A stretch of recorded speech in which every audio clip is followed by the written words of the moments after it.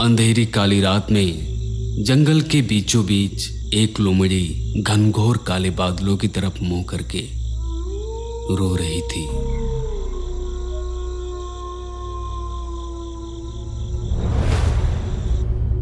और इधर काल कोठरी में कैद दीपक कमरे में लटकी रस्सी को अपने ही हाथों से अपने गर्दन में डाल रहा था।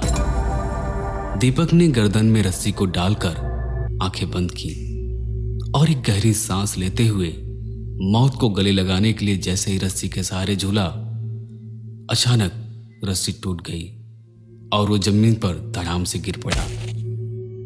अब मायूस होकर दीपक कमरे के एक कोने में बैठकर अपनी किस्मत पर आंसू बहा रहा था।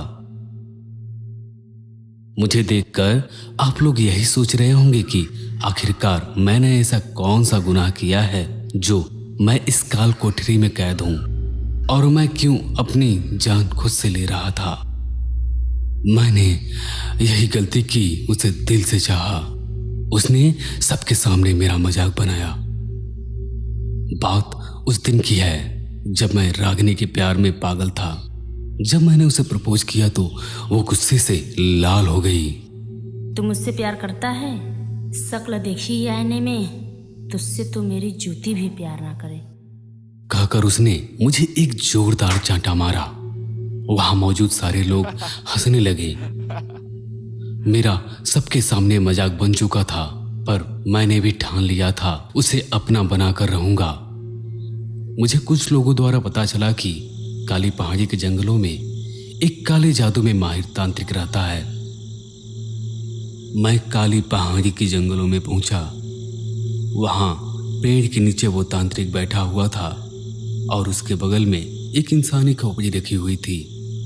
वो जगह बहुत ही डरावनी लग रही थी, जिसे देखकर मेरी रूह कांप गई। मैं कांपती हुई आवाज में बोला, बाबा जी, मैं आपके पास बड़ी उम्मीद लेकर आया हूँ, कृपया आप मेरी मदद करें। बोल बच्चा, तेरी क्या समस्या है? बाबा जी, मैं एक लड़की से प्रेम करता हूँ। मैं उसे अपना बनाना चाहता हूँ, पर वो मेरी तरफ देखती भी नहीं है। बच्चा, बस इतनी सी बात, वो तुम्हारी हो जाएगी। तुम्हारे एक इशारे पर वो सब करेगी जो तू चाहेगा।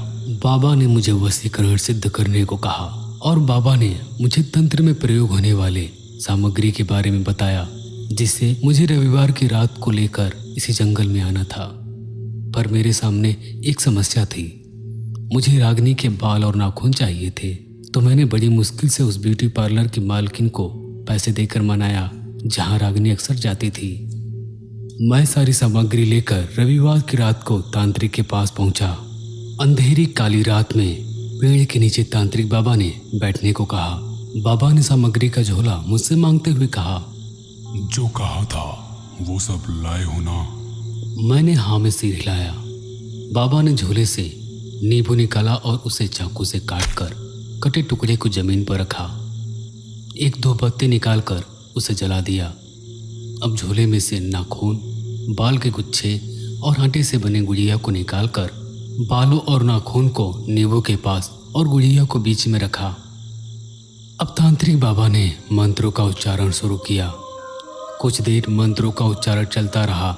तभी तांत्रिक ने आटे से बने गुड़िया को उठाया और पास ही रखी लोहे की नुकीली कील को हाथ में लिया। तांत्रिक जोर जोर मंत्रों को पढ़ने लगा और लोहे की कील को गुड़िया में धंसा दिया। तांत्रिक ने मुझे हाथ आगे करने को कहा। जैसे ही हाथ मैंने आगे बढ़ाया, उसने मेरे अंगूठे पर छुरी चला दी। मेरे हाथों से खून की बूंदें गुड़िया पर गिरी। कुछ देर तांत्रिक बाबा ने आंखें बंद किए हुए मंत्रों का जाप करते रहे। कुछ देर बाद तांत्रिक बाबा ने आंखें खोली और बोले, जा बच्चा, तेरा काम हो गया। मैं खुशी खुशी घर पहुंचा और सो गया। अगले दिन जब कॉलेज पहुंचा तो देखा रागिनी बेंच पर अकेली बैठी थी। मैं उसके पास से गुजरा। वो मुझे देखकर मेरे पीछे पीछे आई और बोली, दीपक, मैंने तुम्हारे साथ अच्छा नहीं किया। न जाने मुझे क्या हो गया था, मुझे माफ कर दो। मैं उसे नजरअंदाज कर आगे बढ़ा। तभी उसने मेरा हाथ पकड़ा और मेरे होंठों को चूम लिया। अब मैं बहुत ही खुश था। मेरा काम बन चुका था। अब मैं जो चाहता रागिनी खुशी खुशी वो सब करती। पर वो मंजर मेरे दिमाग में हमेशा घूमता रहता। जब रागिनी ने सबके सामने मुझे थप्पड़ मारा था, मुझे जलील किया था, अब मेरी बारी थी उसे नीचा दिखाने की। मैं उसे एक रात कमरे में बुलाया और जी भर के उसे प्यार किया और उसकी नज़रों से बचकर मैंने MMS बना लिया और पूरे कॉलेज में वायरल कर दिया। रागिनी ये बर्दाश्त नहीं कर पाई और अगली सुबह उसने फांसी लगाकर आत्महत्या कर ली। मैं बुरी तरह डर गया क्योंकि मुझे इस बात की कोई उम्मीद नहीं थी। मैं तो बस उसका घमंड तोड़ना चाहता था। आपको लग रहा होगा कि मैं उसके मौत के जुर्म में जेल में कैद हूं, पर ऐसा नहीं है। कुछ दिन ऐसे ही बीत गया।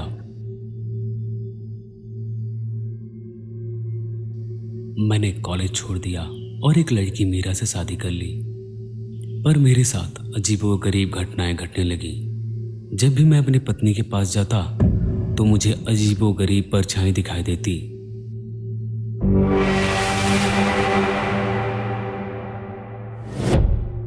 मैं बहुत ही डर चुका था। मैं कभी कभी उसे गुस्से से चिल्लाता, यहां से चली जाओ या फिर मुझे क्यों नहीं मार देती, मुझे अकेला छोड़ दो, चली जाओ यहां से। ऐसा करता देखकर मेरी पत्नी मुझे पागल समझने लगी और एक दिन उसने मुझसे बहुत झगड़ा किया। बात मारपीट तक आ गई। मैंने गुस्से से उसे जोर कर थप्पड़ मार दिया। मीरा ने गुस्से से पुलिस को फोन किया। पुलिस दरवाजे पर आ चुकी थी। पुलिस ने बेल बजाई। मीरा जैसे ही दरवाजे की तरफ जाने लगी, एक जोरदार चीख कमरे में गूंजी। मैं दौड़कर उसकी आवाज की तरफ भागा। देखा मीरा के गर्दन पर चाकू लगा हुआ था और खून फर्श के चारों तरफ फैला हुआ था। मैंने मीरा को उठाया और चाकू खींचकर गर्दन से निकाला। तभी अचानक पुलिस दरवाजा तोड़कर वहां पहुंच गई। उन्हें लगा ये खून मैंने किया है, पर कमरे के एक कोने में खड़ी रागिनी की आत्मा मुझे देखकर मुस्कुरा रही थी। तब से रागिनी की आत्मा मेरे साथ ही रहती है। मैंने खुद को मारने की कई कोशिशें की, फिर भी वो मुझे मरने नहीं देती। हर रात मुझे कभी अपने नुकीले नाखून धंसाती है तो कभी जहरीले कीड़े मेरे ऊपर छोड़ देती है। दोस्तों, अगर आप चाहते हैं कि हम इस कहानी का दूसरा भाग बनाएं तो कमेंट बॉक्स में ज़रूर लिखें। और हाँ, अगर आपको कहानी अच्छी लगी है तो इस वीडियो को लाइक और चैनल को सब्सक्राइब करना ना भूलें।